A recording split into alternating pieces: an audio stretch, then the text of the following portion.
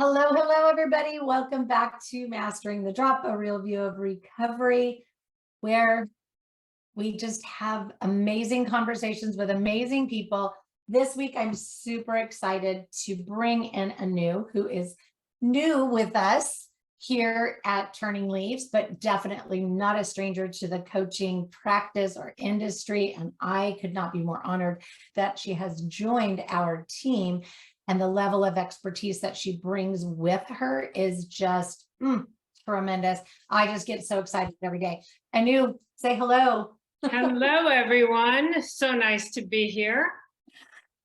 Thank you. I'm so excited to have this conversation today because, the holidays is challenging for so many reasons on so many different levels. And if you're listening to this as a replay and it's January of 2023 or whatever daytime or year, don't push stop. Continue listening because it's applicable all year long. But right now where we're sitting here just ahead of, Thanksgiving and, just really transitioning into this space where, it's family, there's pressure to perform, to buy gifts, to cook the right meal, to show up to everything for everybody, to juggle and manage your professional life with all of the additional things.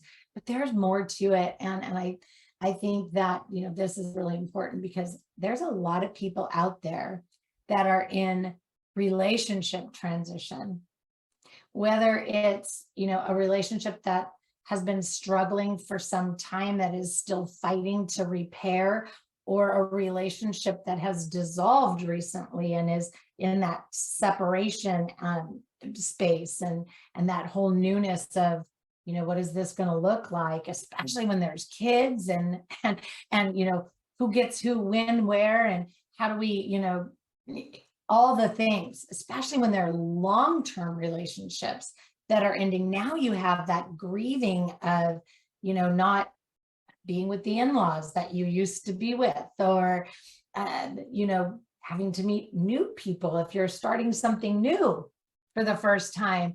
There's so many different layers. I mean, I know I have clients right now that are in it, right? Like they're like, oh, I've been single for a couple of years. Like, I don't know, is the holidays the right time to invite, to introduce somebody new? Or is this the right time to start dating somebody new? All the questions, and I see your wheels spinning because I know you have so many of the answers. So many different dynamics going on, for sure. Yeah. Yes. Yeah. And everybody brings their own story into it and their own complexities into it. And then it's the merging of the two that makes it very complicated. And so that's what I see all the time. People are bringing their baggage, so to speak, and their unhealed traumas, and all of that complicates it. I like that you said that about the baggage, right? I don't know, anybody that listens all the time has seen me do the bag maneuver, right? Like this bag of things. And I see this with people all the time also, right? Like they just pull something out of their their bag of past experiences, and they're just slinging it at all the new things that could be new and fresh and beautiful, but I'm going to attach this to there because it's what I know. Right. It's what it's what I've experienced before. And now this poor unknowing individual is like stuck with your ex from 3 times ago's bad act. Right? Yeah. So you can't build something new with living in the past, right? So it really helps to make people aware, or they have to be aware of what they're bringing to the table. Yeah. And the holidays makes it just so difficult with so many people in the mix, family, and everybody has something to say. And the new person or the old person has something to say, the family has something to say. So you have to clear out the clutter and figure out where you stand before any of that gets convoluted by all the noise. Yes.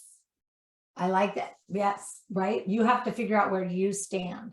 And Mhm. that's, just like, right, living for yourself first. Right. Right. That's the That- first step. That's the first step.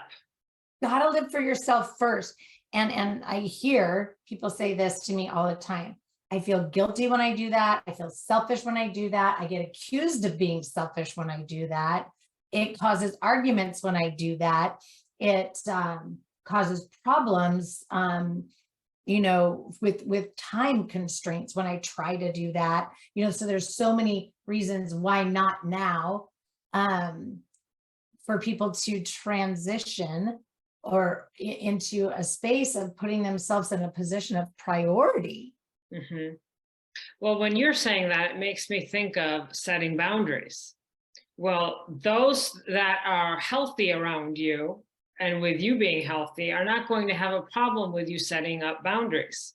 But those that are not good for you are going to have every problem with you setting up boundaries.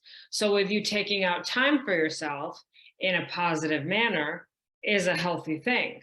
And those that are not okay with it are not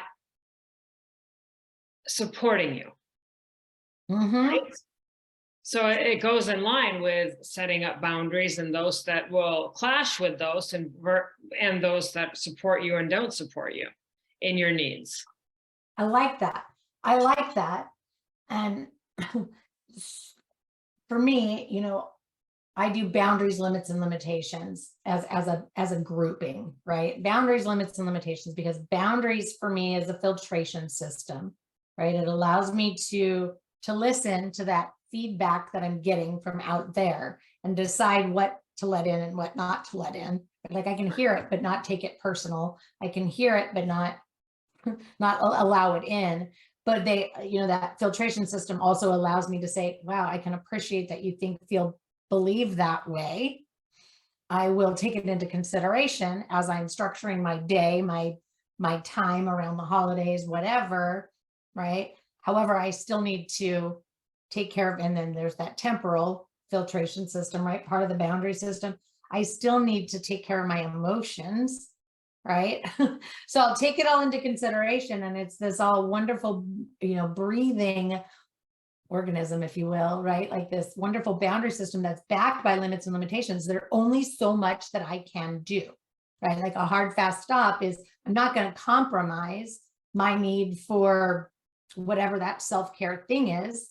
I might reduce the amount of time I spend in that self-care thing, because you need me at 1 o'clock, and so I can shorten it by a half hour so I can be there for you, but I still have to have that, right? Whatever that looks like. But it's this highly functioning system that allows us to still be a people pleaser without it being a negative attachment. Right. Yeah. And if you're just giving, if you're feeding everybody else's needs, what are you feeding it with if you're not filling your own cup? So you have to start with living for yourself. We go back to that, right? Yeah. What about the people that don't know how to live for themselves? Like, what is that? Like, what are you talking about? Like, I don't even know. What does that mean? What does that mean? What does that look like? Well, with those people, I say, what fills your cup? What makes you happy? What gives you joy?